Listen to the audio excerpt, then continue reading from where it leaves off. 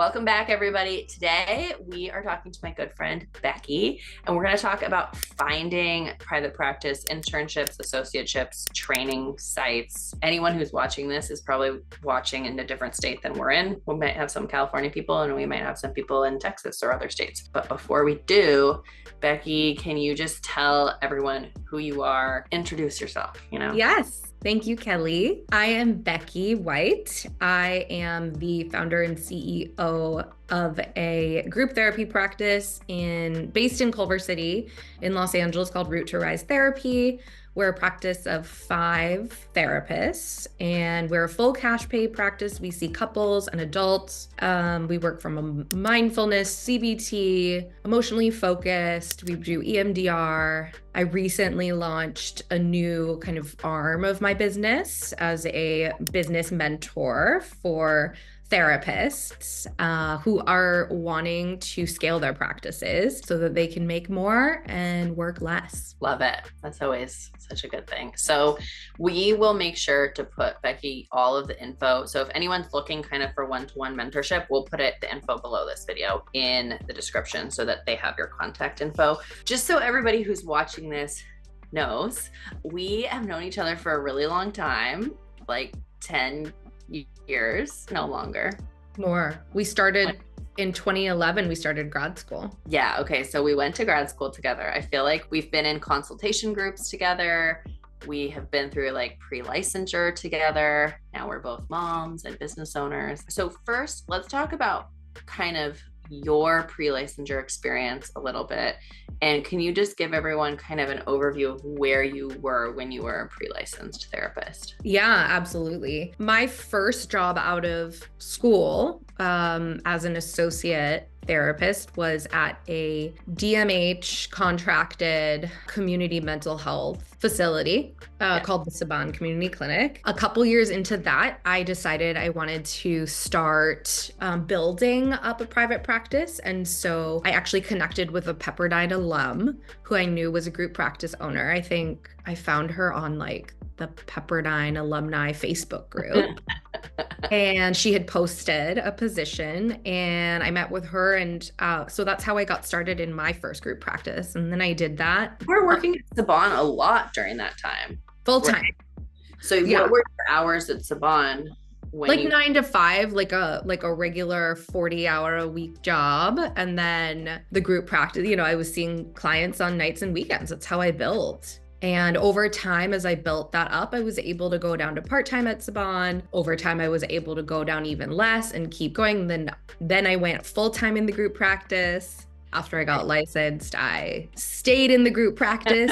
You were there a while, I remember. I loved it before I started my own. Do you maybe tell people too, so when you were working at Saban, you had a grant. Can you talk a little bit about that? Because that's cool. Yeah, so it was really important to me.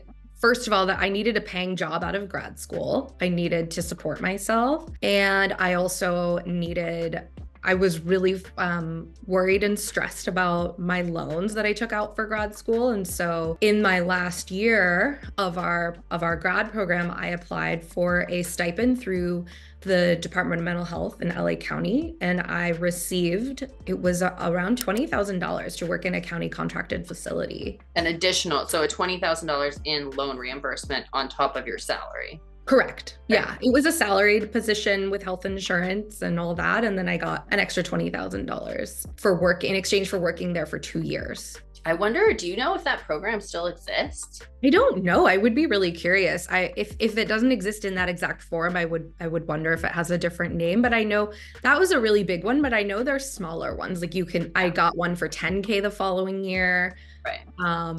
Another grant that I applied for once I was actually like working in the working world. So there's ways to piece it together if you're scrappy. Yeah. I mean, I think like it's a good point for anyone watching this. Like there are definitely loan reimbursement programs out there, but you want to make sure that you're applying for them early. And you applied when we were still in grad school, right? Yeah. I remember Shannon, another one of our colleagues, and we were kind of like applying together and we both got approved at the same time. Right. So we were, I remember that. I remember being like secretly a little bit jealous as I was graduating with a crap ton of loans. And I was like, oh my God, That's really amazing. Okay, so let's talk a little bit about people getting and looking for private practice internships. So what do you feel like now is a good way to look for them? Like if you were going out and looking today for a private practice internship, how would you find one? I think, and this is something I know you echo, but like staying connected to your grad program, to your colleagues. I stayed really connected with the program coordinator in the Pepperdine graduate program, Andrea. And so she's someone that I was always able to reach out to and say, if you know any alums that are hiring, like the Pepperdine Facebook group, the alumni Facebook groups, all those therapist Facebook groups where people are always posting, we're hiring or we have an opening. I think those are really great ways. I've never like searched on Indeed or done it that way, nor have I ever posted an actual therapist position for Root to Rise. Right. Those people have always found me through networks or online. So yeah, I mean, and even just to wrap that up, that I actually met Rachel, who I ended up applying to work in her practice and working in her practice. She came and spoke at Pepperdine in like some panel about like what to do after you graduate. So I had like known her. Just from that. So when she posted on the group, I was like, I remember Rachel. She seemed really nice.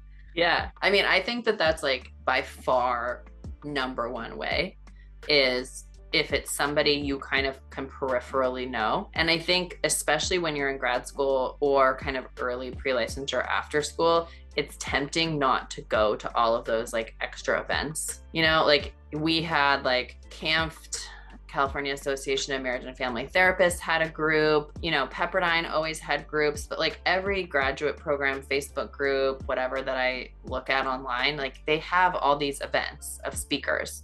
And it's not like you're going necessarily to hear the speaker, but I always tell people like go up to the speaker after the event and just thank them, introduce yourself. You do not lead with, do you have a job for me?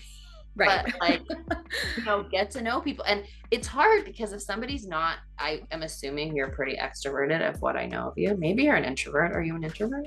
I call myself an extroverted introvert where like no one would know that it drains me because I'm pretty outgoing, but it takes effort for sure. So would you like go up to somebody after an event and be like, hi, I'm Becky?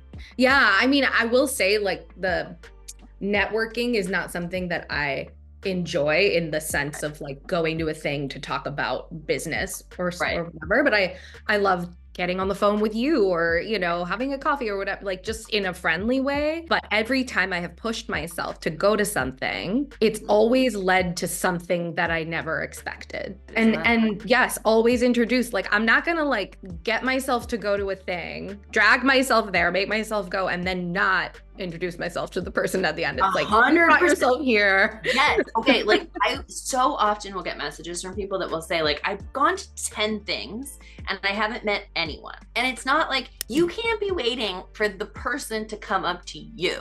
Mm-hmm. And especially if you're new and you're pre-licensed and you don't, a lot of times, and I feel like in LA, Culver City, it's the same thing. Like therapy communities are small. People know each other and they can be a little cliquey.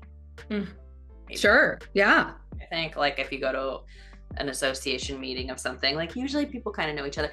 And like you have to be the one that goes up to people and says, hey, can I help stack the chairs after the meeting? Totally. I've stacked so many freaking chairs in my life. I think I dragged myself to like a CAMFT meeting or an LA CAMFT meeting and introduced myself at the end. I just introduced myself to like the president and was like, do you need any help with anything? And then I became the recording secretary for LA CAMFT for 2 years. Like just random stuff like that, where if you just go the extra mile, you're like, I already showed up. I'm just going to do this one thing. And then it's interesting how things can lead to another. Well, and I always think too, like as therapists, none of us are like so cool. Do you know what I mean? Like the coolest people in our industry are like the God, I don't know, celeb, like Beyonce, like if you go up to someone at a meeting and okay, Esther Perel is cool. Okay, yeah, she's really cool. Brene Brown, she's pretty cool, but yeah. No, I get what you mean. But do you know what I mean? Like, even if you went up to, like, I think I might be intimidated to go up to Esther Perel, but Brene Brown, like, she seems friendly and like, she's really nice, yeah. I don't know. Do you know what I mean? Like it's not like celebrity status. Like if you go up to a therapist, like we're probably a pretty like nerdy bunch. Maybe not. Right. And you introduce yourself. Literally, people's jobs is to be empathetic and warm. Like it's gonna be a rare therapist who's like, I don't want to talk to you. You know, like Totally. people are going to be friendly typically. If they're not your people anyway, you know? And then like people at a networking event want to be helpful too. People who are presidents of associations, networking associations. And they feel awkward too. Like those meetings are awkward no matter how many times you've been to them. So like if you're the one who's like can feel a little comfy in yourself and just go up to people, I think it's a good thing. But I'm also pretty extroverted. So, you know, sometimes I say that and people are like, okay, whatever. But like easy for you to say. Right. Okay. So I think this is a good time for us to pivot and let's talk.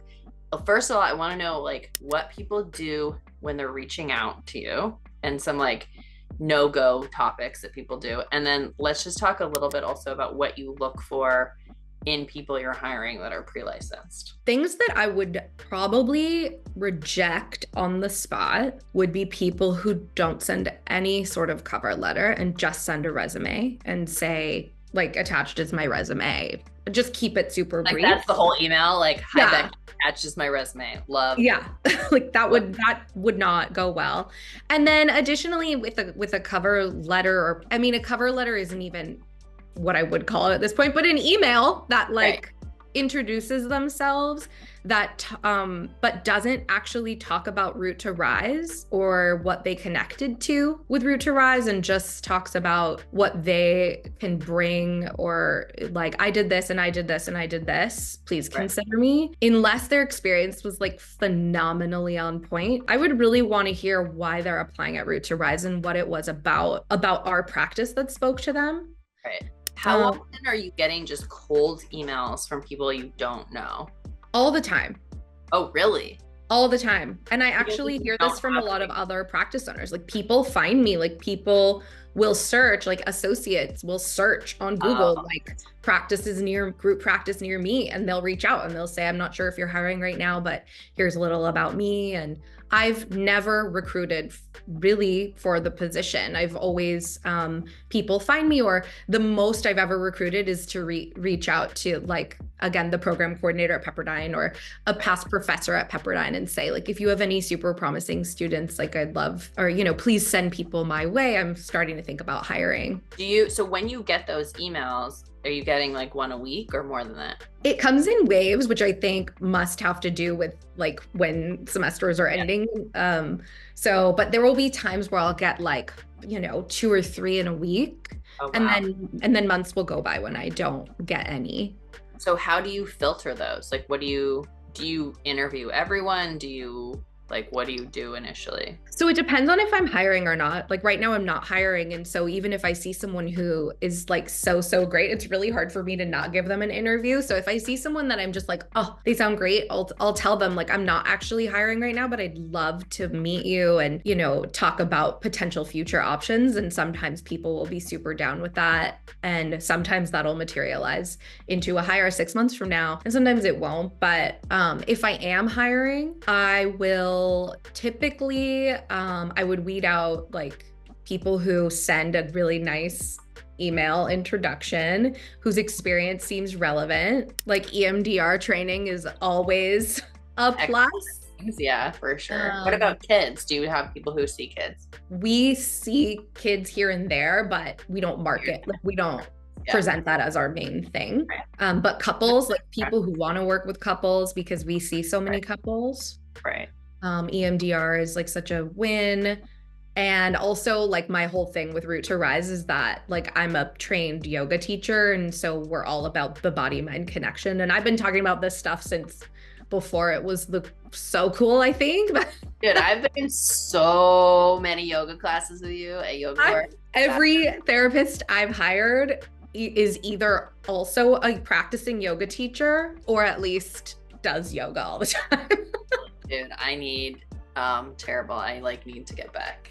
I feel like I'm just like so hunched. And anyway, tangent. That's the problem with being friends and then trying to interview your friends. Okay, so I hate a cold email. I'm gonna tell you, I hate them. I get them and I don't even have a group practice. And some immediate turnoffs for me.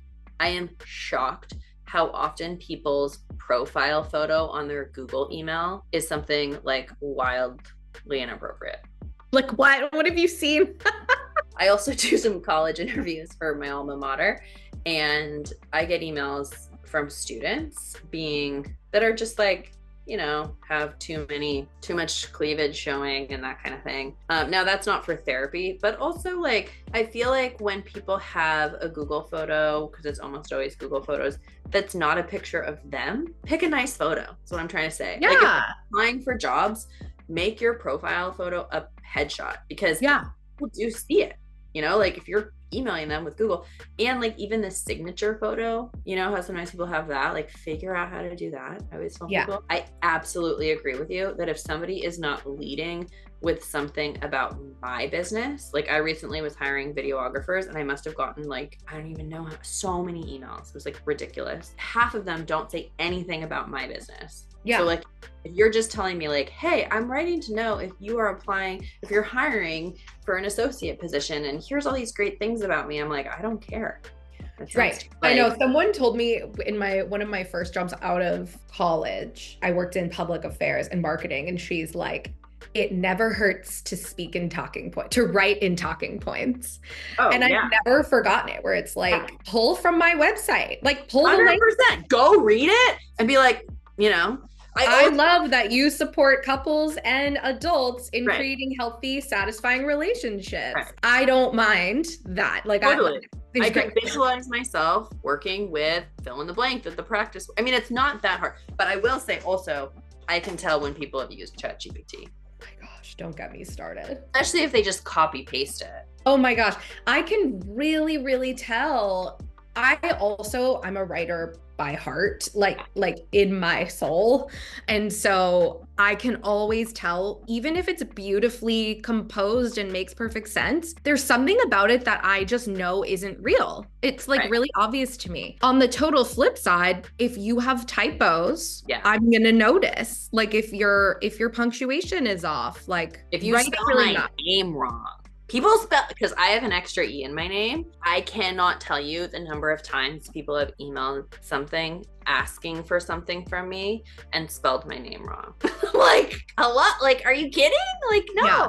Yeah. That's bad. But like business owners spend a really long time building their businesses. Group practice owners invest a lot of time building their practice. And so I think when I was applying to associateship positions, I would think to myself, like, what can this practice do for me? Like, the more you can say, you have this amazing practice. Here's what I think is awesome about it. Here's what I could bring to that mission that you have. Yes. More likely it is that people are going to actually just read your email. Yes. Or like, I always tell people to say something along the line, like give them times you're available to talk. One trick I always use is like, hey, I'd love to hop on a phone call with you. Here are 9 times I'm available for a 15-minute phone call, and list them in that first email and list a shit ton. And then say, if none of these work for you, I will work on your schedule. Because I think business owners so often, like some of the biggest barrier for them is just the scheduling. And so you need to make it easy for them. Like if somebody says to me like, oh, I'm only available to talk on Tuesday at 2. It's like, if somebody else sent me an email with 10 times, I'm more likely just make it work for that person. Yeah. It's also really proactive. I mean, and I think what you're talking about also gets to the core of the issue, which isn't just that we're not just talking about being like Princess and the Pea, like I just need it to be this way or that way. It's like, it's because I have, and this speaks also to the original question of like, what are you looking for when you're hiring? I have spent so much time exploring, like really dialing in on the values and missions of my brand and my business. And when I'm hiring someone, I don't just want to hear what this position could do for them. I want to hear that they feel connected to the mission and the values and that they want to contribute to the culture that I have spent a lot of time building. And I think as a group practice owner that has really set out to build the back end and the infrastructure so that people can come and I will send, like, I bring in clients for them and I have a 401k with a match and I pay for, paid vacation time. And it's a lot. Like, I have a full-time admin. Like, these things really cost money, and it's a big investment that I'm making in my therapist. Like, and the culture is so important, and I want it to be harmonious, and I want everyone to want to be there and be like really passionate about being there. And so that's something I'm really looking for too when I'm hiring, is someone who sees themselves working in a group practice and someone who sees the benefits of that. If someone communicates to me straight off the bat, and I've literally had this happen, like, no, I want to get licensed and start my own practice. I'm not mad at them for saying that, but that's not going to be the right fit for me. I've had people lie and tell me, no, I really want to stay, and then get licensed and leave.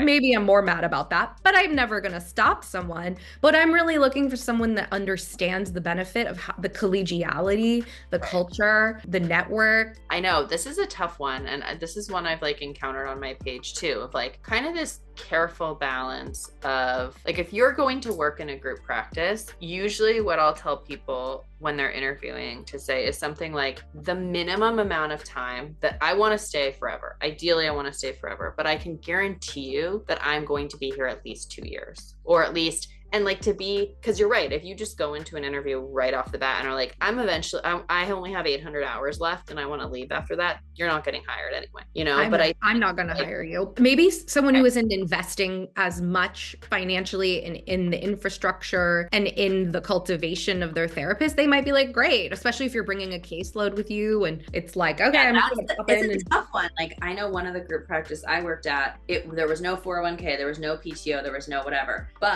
and it was a 70-30 split. So the practice got 70% and the therapist got 30. Okay? Well, I'm literally hearing no benefit to the therapist. It wasn't great, but I worked there and that was my split. But the benefit was you got a lot of hours. They sent you all of your clients. You didn't have to market yourself, and you learned how to run a private practice. There was no false pretense that after you left, you could easily leave. Like, they weren't trying to get you to stay for a long time. And that was pretty clear in the pay structure. That they were not trying to get you to stay. Yeah, the setup was that they had therapists come for a couple of years. Once you got licensed, they would make you an offer. They would say, now that you're licensed, here's the offer you can make. We're making you about, and you could kind of tell with those offers whether or not they wanted you to stay. Interesting. Yeah. So, and the offer would be better than the associate. Oh yeah.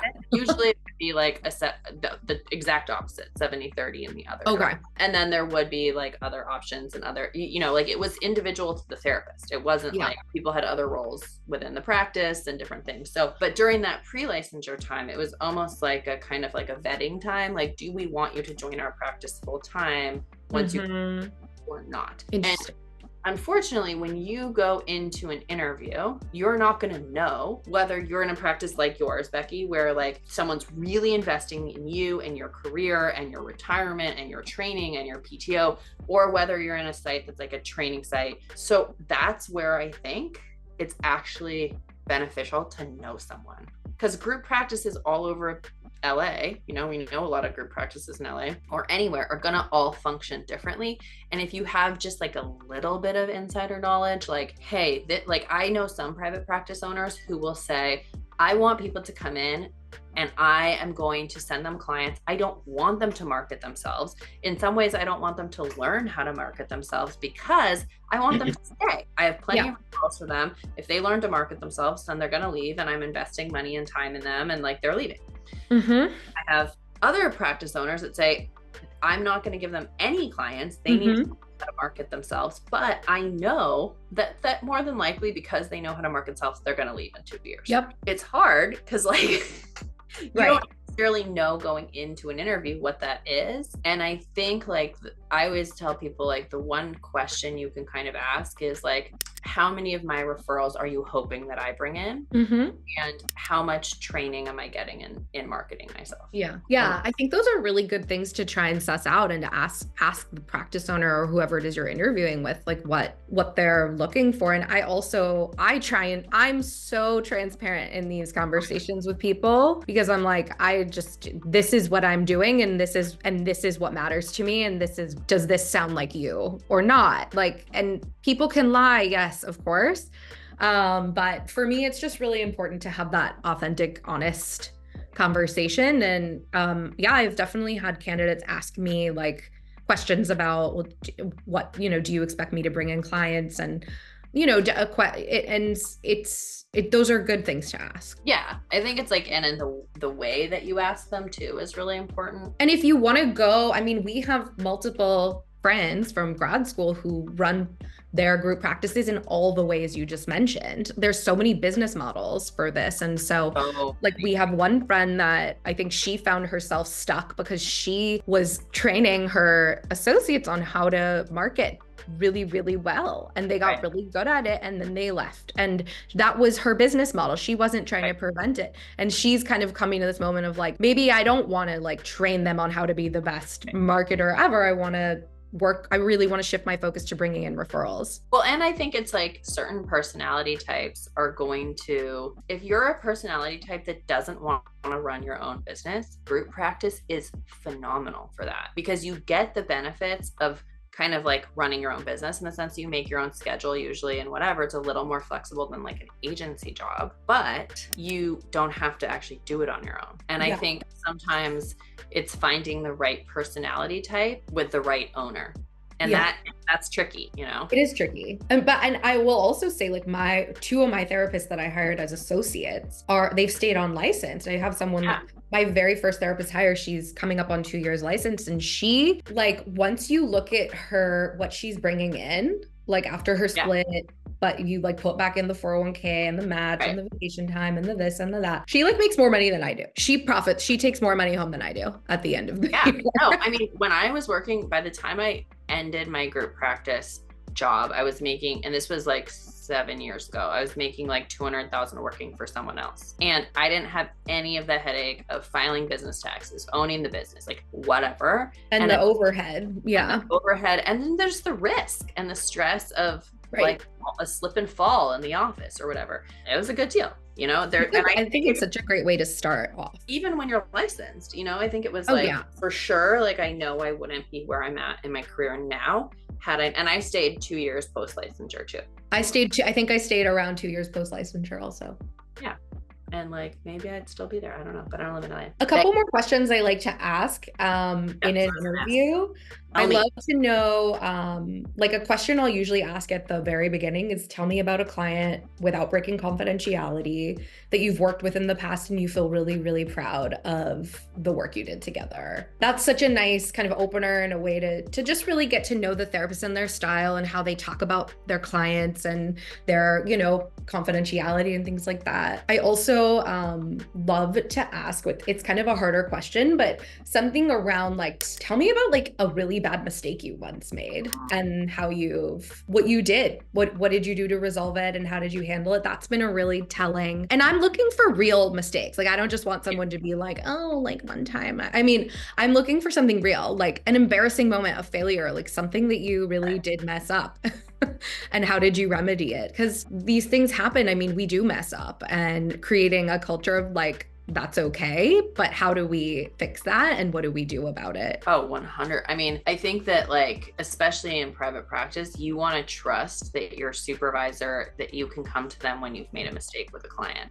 Oh yeah. And as a supervisor, it's kind of this unique relationship where the associate is working under your license. Like, I want to know that someone's going to come to me if they mess up, and that they're not just going to give me like the like sweetheart answer. Absolutely. Now I'm thinking about all the things I've messed up. Do you listen to that podcast, Am I a Bad Therapist? No. Is it good? It's so good. Should I listen to it? Really good. What's funny is I don't ever listen to anything therapy related.